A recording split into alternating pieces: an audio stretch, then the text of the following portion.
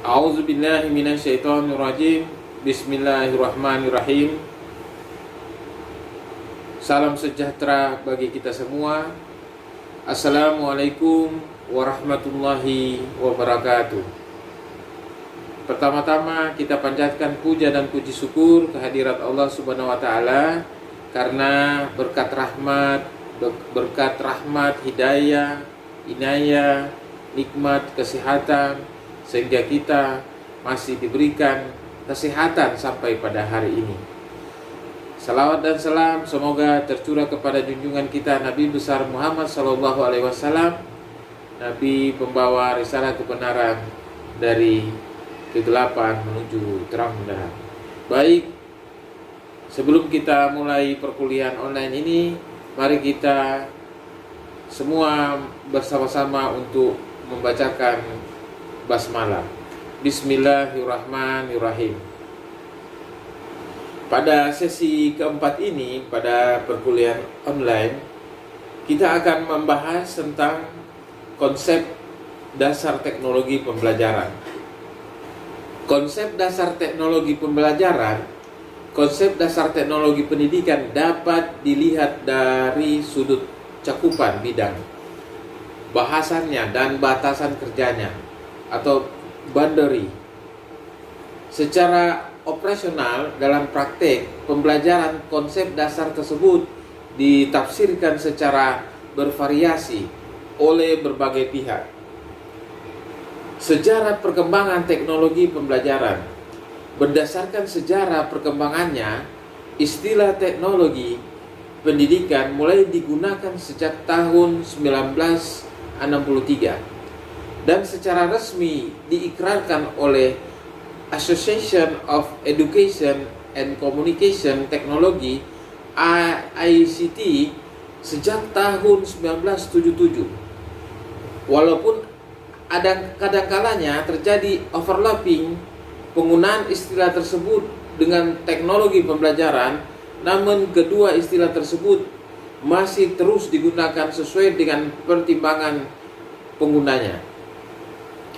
Yang pertama, The Communication on Instructional Technology mendefinisikan teknologi pembelajaran dalam dua cara, yaitu yang pertama, sebagai media yang lahir dari hasil revolusi komunikasi yang dapat digunakan untuk pembelajaran, misalnya buku teks dan papan tulis. Kemudian yang kedua, sebagai cara perencangan yang sistematis dalam menyampaikan dan mengevaluasi proses pembelajaran, mengajar secara totalitas dalam pola tujuan pembelajaran khusus. Definisi teknologi pembelajaran.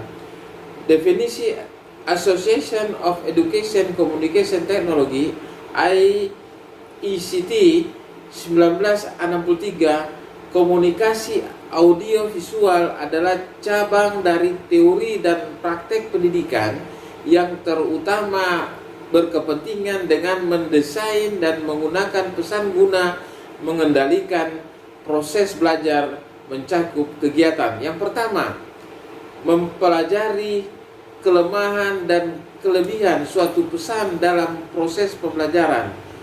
Tujuan praktisnya adalah pemanfaatan tiap metode dengan medium yang komunikasi secara efektif untuk membentuk pengembangan profesi pembelajaran secara maksimal. Penggunaan media pembelajaran. Secara garis besar, kegiatan pengembangan media pembelajaran terdiri atas 3 langkah besar, yaitu harus dilalui. Yang pertama adalah perencanaan, kemudian produksi, kemudian penilaian. Dari gambar pada slide berikut ini, model pengembangan media pembelajaran. Kemudian kawasan teknologi pembelajaran.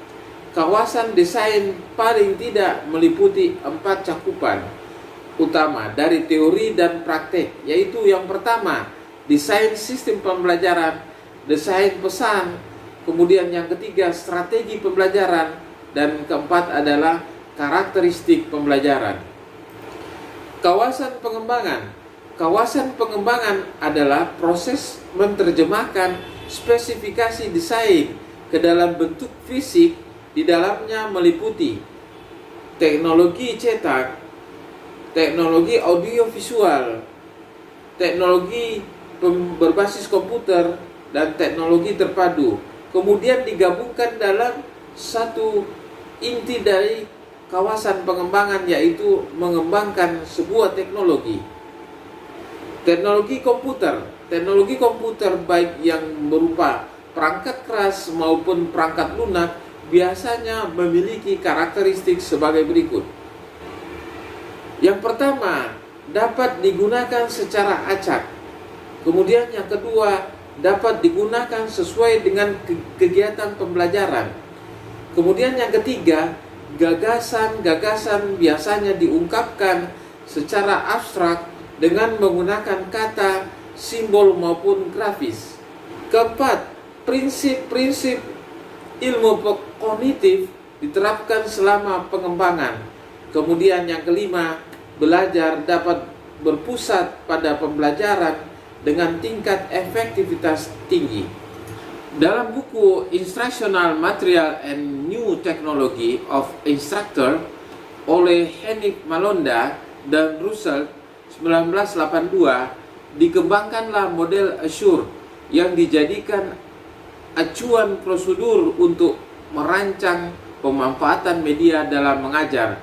Langkah-langkah tersebut meliputi analisis learner, menganalisis pembelajaran, state objektif, merumuskan tujuan, select media and material, memilih media dan bahan, utility media and material, menggunakan media dalam bahan, recruit learner, participation, melibatkan siswa. Kemudian yang terakhir adalah evaluasi, review, penilaian, dan revisi.